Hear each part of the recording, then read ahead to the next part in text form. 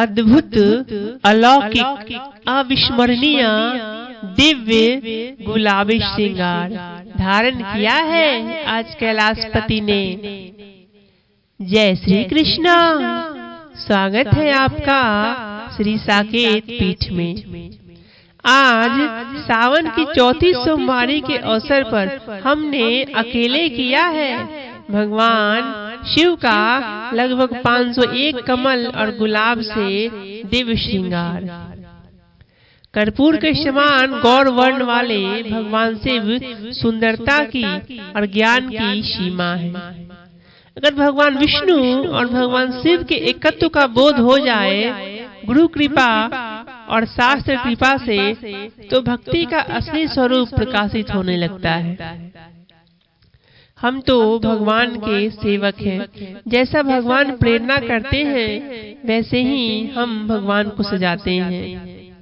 हम वैसे ही भगवान को सजाने का प्रयत्न करते हैं जैसे हमारे पिताजी लगभग 60 वर्षों से सजाते आए हैं। आज हमने 3-4 जगहों से बड़ी कठिनता से पुष्पों की व्यवस्था की है। पिछले वर्ष भी जब मैंने 501 कमल के पुष्पों से भगवान शिव का सावन में श्रृंगार किया था तो बड़ी सुलभता से हमें कमल प्राप्त हो गए थे। किंतु इस वर्ष की स्थिति बहुत ही कठिन है। इस वर्ष मुझे बड़ी कठिनाई से कमल प्राप्त हुए हैं। लगभग कई पुष्प के दुकानों से हमें कमल को संग्रह करना पड़ा है।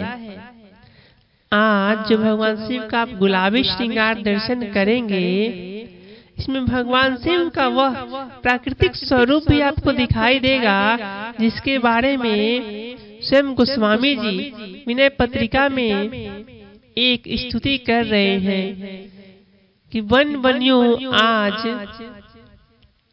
उमाकांत।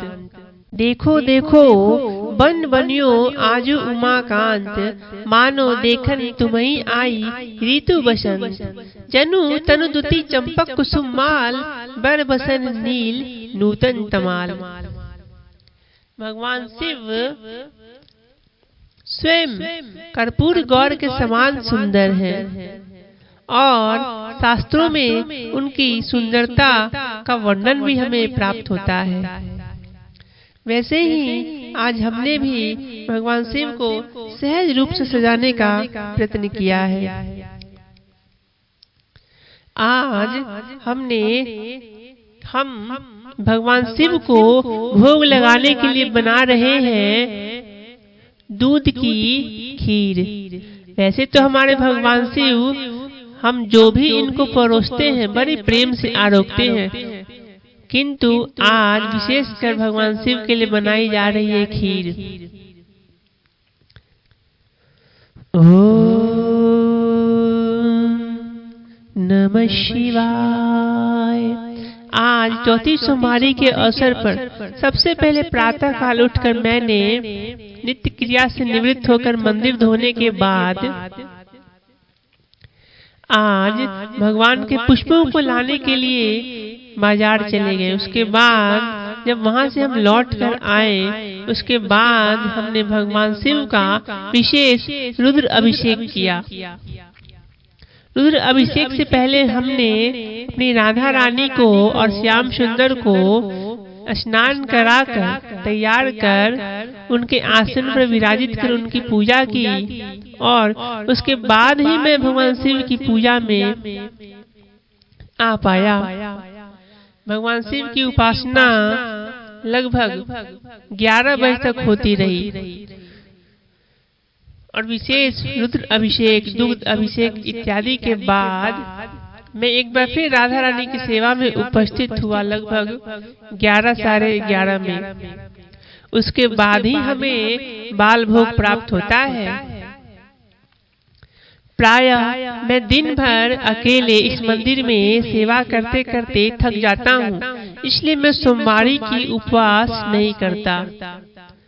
वास्तव में उपवास के विषय में हमारी धारणा तो यही है कि जब आप के पास इतना साधन उपलब्ध हो और आपका शरीर उस योग्य हो तभी मनुष्य को उपवास करना चाहिए।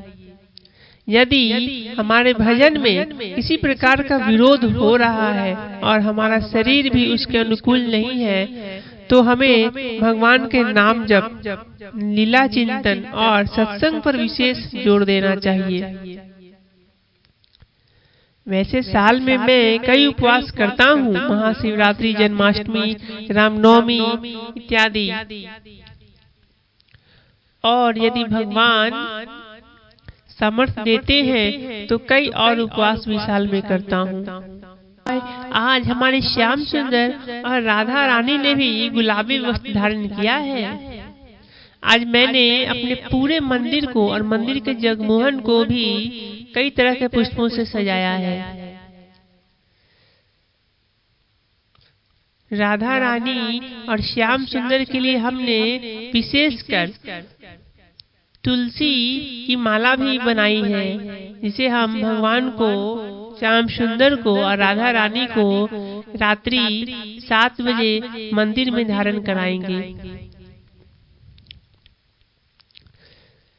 जो आप हमारा अखंड दीपक देख रहे हैं, वास्तव में यह हमारे संपूर्ण कर्मों का साक्षी है।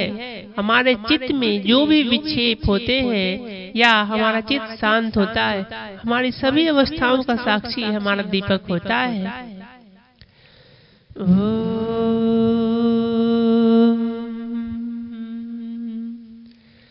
अब हमारे मंदिर में भक्तगणों का आना शुरू हो गया है। इसके बाद हमारे मंदिर में होगा विशेष दुर्लभ सत्संग, जिसमें आज मैं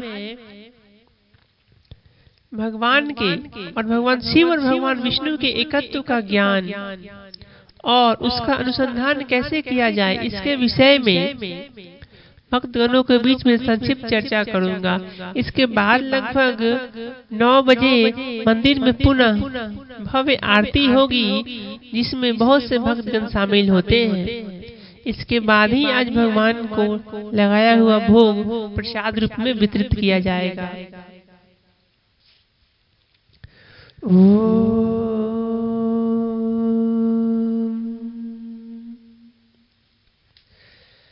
शिव पुराण जो वर्णन करती है कि सबको शिव और शिव को सब जानो, सारा संसार भगवान शिव का ही स्वरूप है।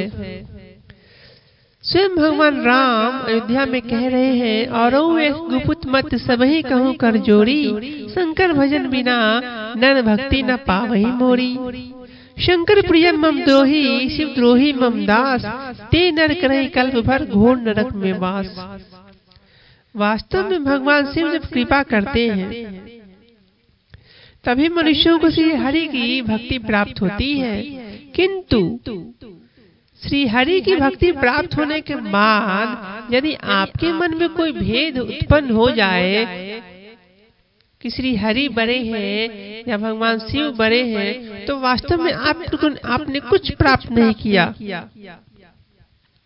जो परमात्मा और जिनकी वाणी ही वेद है, जो स्वयं समता का भाव दे रहे हैं, जो एकत्व का ज्ञान दे रहे हैं, उसमें द्वैत का ज्ञान कैसे हो सकता है? द्वैत परमात्मा में नहीं है। परमात्मा एक और अद्वितीय है, सच्चिद आनंद घन है। परमात्मा सभी रूपों में सम है। हाँ, हम साधारण भक्तों के लिए हमारे अनुकूल और हमारे अनुरूप हम किनको अपना इष्ट बनाते हैं, कहाँ हमारी रुचि है, इसी अनुसार वास्तव में एक परमात्मा ने ही अलग अलग रूप धारण कर रखा है। जो वास्तव में भगवान शिव है वे ही नारायण है, और जो नारायण है वे ही कृष्ण है, जो कृष्ण है वे ही राम है, राम है वे ही निर्गुण ब्रह्म है। राम सच्चिदानंद दिनेशा, नहीं ताहा मोह लवलेश निशा इत्यादि वाक्य जो हमें प्राप्त होते हैं वे यही तो बताते हैं। वास्तव में परम तत्व एक ही है। एकम सद्विपरा बहुधा वदन्ति।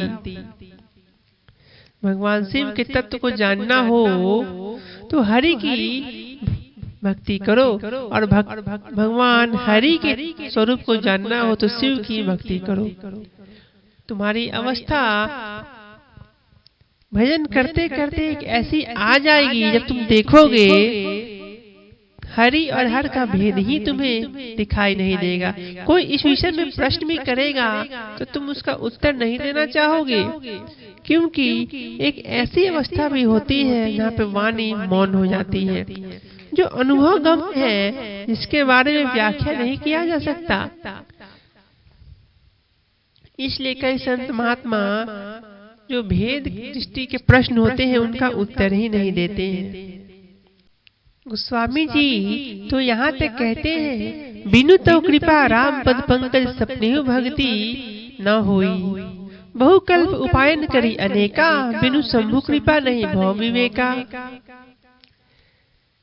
इसलिए हमें अपने विवेक दृष्टि का आश्रय लेकर भेद दृष्टि को त्याग देना चाहिए और भगवान शिव का भजन, श्री हरि का भजन एकत्व और क्षमता युक्त होकर करना चाहिए। भेद दृष्टि को त्याग कर अपने हृदय में एकत्व का भाव जब हम दृढ़ करते हैं तब हमारी भक्ति स्वयं उस तत्व को प्रकाशित करने लगती है जो वास्तव में संपूर्ण प्राणियों के हृदय में है और संपूर्ण प्राणी के रूप में भी वही भास रहा है। आने वाले सोमवारी में मैं भगवान शिव का श्रृंगार अलग अलग स्वरूप में करने की कोशिश करूंगा। शेष चर्चा फिर कभी। जय श्री कृष्णा।